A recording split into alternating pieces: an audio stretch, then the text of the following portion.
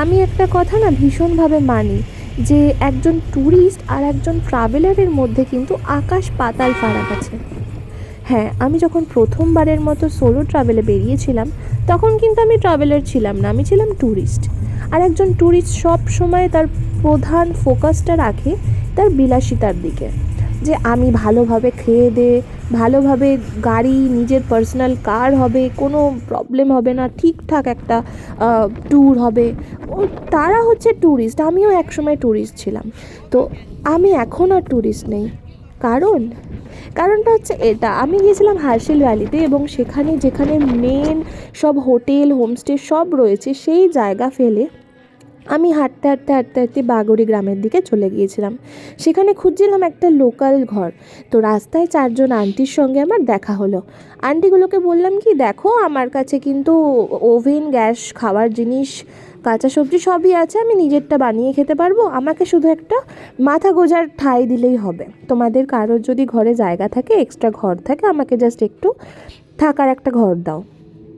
তো ওগুলো একদম লোকাল আন্টি ছিলেন। তো ওই আন্টির মধ্যে থেকে একটা আন্টি তার বোনের বাড়িতে নিয়ে গেলেন। তো এই যে ঘরটা এখন দেখালাম, এই ঘরে আমি ছিলাম সেই আন্টির বোনের বাড়িতে।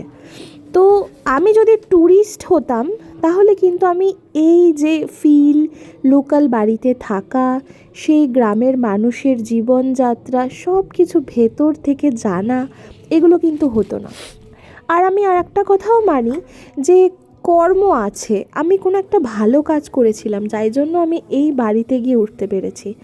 হ্যাঁ, এই বাড়ির আঙ্কেল আন্টি এত ভালো, এত ভালো, যেটা আমি হয়তো কথায় প্রকাশ করতে পারবো না। সন্ধেবেলায় চা খেতে খেতে, বাদাম খেতে খেতে গল্প করা, রাত্রিবেলায় একসাথে রুটি সবজি বানানো, এমনকি আমি খালি পায়ে হাঁটলে আমাকে এক ধমকি দিয়ে পায়ের সামনে জুতোটাও এনে দিয়েছেন এই আন্টি, ঠিক যেন মায়ের মতো। আর এই আন্টির বাড়িতে এত সুন্দরভাবে ঠাকুরের জায়গাটা সাজানো, পুরো নিজের বাড়ির মতো লাগছিল।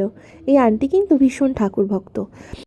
আর দেখো বাসনপত্রগুলো দেখেছো কত সুন্দরভাবে পরিপাটি করে রাখা, এত গোছানো মানুষটা, সেটা আর বলার মতো নয়।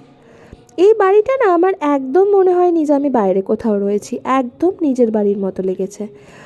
একটা টাইমে গিয়ে আমি ভুলেই গিয়েছিলাম যে আমি বাড়ির থেকে এত কিলোমিটার দূরে আছি। এটা হচ্ছে বাগান এরিয়া আর টয়লেট এরিয়া। আর এরকম ছোট্ট ছোট্ট দরজা থাকে, যেগুলো দিয়ে ঢুকতে গেলে তোমাকে একদম কুঁজো হয়ে ঢুকতে হয়। তো সবশেষে একটা কথাই আমি ভাবি, যে আমি হয়তো আগের জন্মে কোনো ভালো কাজ করেছিলাম, অথবা এই জন্মের ফল, যে এই মানুষগুলোর সঙ্গে ভগবান আমায় পরিচয় করিয়ে দিয়েছেন। আন্টি আমাকে একটা কথা বলে যে তুই কিন্তু ভুলে যাস না, পাহাড়ে তোর আর একটা মা আছে। সত্যি এই কথাটা আমার এতটা মন ছুঁয়েছে, যেটা আমি কাউকে বলে প্রকাশ করতে পারবো না। তো যাই হোক, সব উপলব্ধি এরকম প্রকাশ না করাই ভালো, কিছু কিছু থেকে যাওয়াও শ্রেয়। আর এই ভিডিও এই মুহূর্তে শেষ করতে চলেছি। কেমন লাগলো ভিডিওটা তোমাদের জানিও, কোনো প্রশ্ন থাকলে কমেন্টে জানাও।